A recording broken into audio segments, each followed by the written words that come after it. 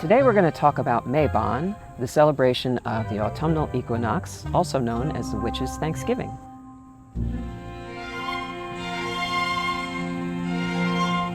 Mabon is actually one of my favorite Sabbats. The weather is finally starting to get cool again.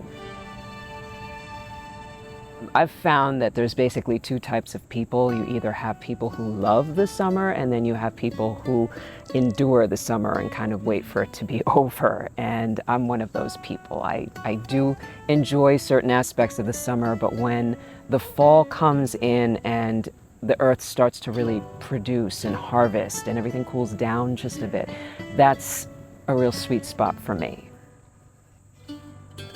Mabon in particular is the Autumnal Equinox, and that hits anywhere from September 21st to September 23rd, depending on the year. At that time, we call that the second harvest. The first harvest occurred around Lammas, which is the beginning of August. On Lammas, you are harvesting things such as the wheat, the corn, the things that grow the quickest. On Mabon, we have what's called the Festival of the Fruits, where everything really goes from blossom to fully formed fruits. The main harvest at that time is apples. Mabon actually can translate to the Festival of the Apples. Apples have a very special association with the practice of magic, with the practice of the Wheel of the Year. If you split an apple in half, look at the seed formation. It forms a five-pointed star, which looks like our pentacle. The pentacle, of course, in practice represents the elements, and there's 4 points for each of the elements, and the point at the top represents us, the spirit that brings it all together, representing how we are a reflection of everything around us, and all of that comes together in us to create magic. Whenever we practice the Wheel of the Year, it's all about the food. And it's the most obvious during Mabon. Because it is that peak harvest, the best way to celebrate Mabon is it's a witch's Thanksgiving. Have a dinner together, and it's all about community coming together and celebrating. So it's a very close time for families. Everybody has a contribution to bring to the table, and everybody gets to share in each other's harvest. And because of the community, and because of the food, and because of all of the treasures coming to the table, it just makes for a beautiful, personalized Sabbat to practice, and I think that's what just makes it so especially sweet for me. It's also kind of nicknamed the Witch's Thanksgiving. I feel that's much more appropriate because you want to have a Thanksgiving meal when everything is really at its peak.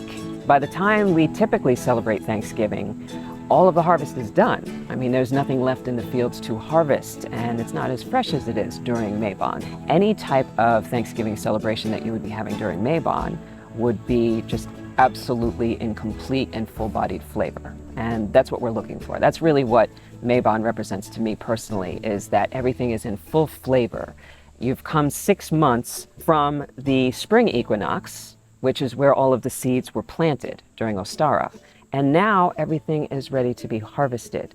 So when we talk about Mabon, we're basically talking about what did we create during the year that we're ready to reap the benefits of and to savor. Potpourri, as well as simmer pots.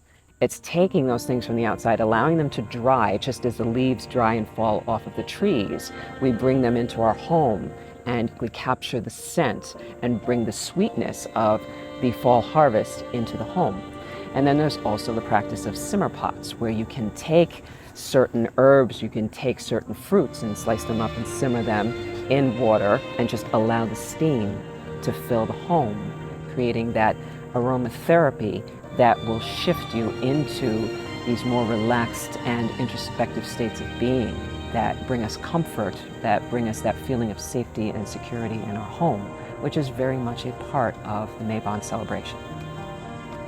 There's a lot of symbolism during Mabon. What you see a lot of during Thanksgiving, which is the Horn of Plenty, or the cornucopia.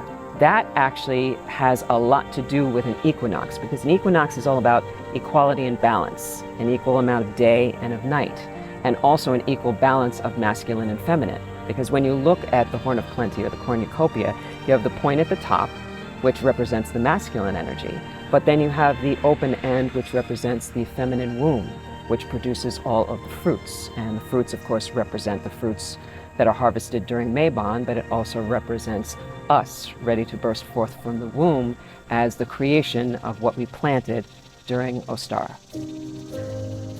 I think the other reason I love Mabon so much is I kind of root for the underdog. It hasn't always been traditionally celebrated. Because it is the fall equinox, I think everybody's ready to go immediately into Samhain and feeling Halloween and all of that. They don't really look so much at the fall equinox. When you look at the wheel of the year, we have it cut in half between the light half of the year and the dark half of the year. So during Mabon, you're really starting to feel that shift, and then it completely occurs when we move into Samhain. We're officially into the dark half of the year. But we're starting to feel the beginning of that. We're starting to feel the darkness starting to take over, and we're getting ourselves ready for that harvest. It's a reminder to prepare for that dark half of the year. So we're still celebrating the light because it is an equinox, you have both. But we're also feeling, thank goodness for these seeds we planted, so we will be prepared for the dark half of the year. We will be ready for it, perhaps more so than last year, because we grow and we change and we shift and we evolve. So it's a measure of our growth and also how well we have prepared ourselves over the course of the light half of the year.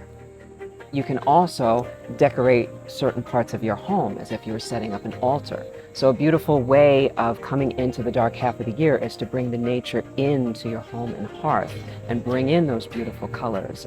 It's also a beautiful practice to go out and forage, find those leaves, find those colors.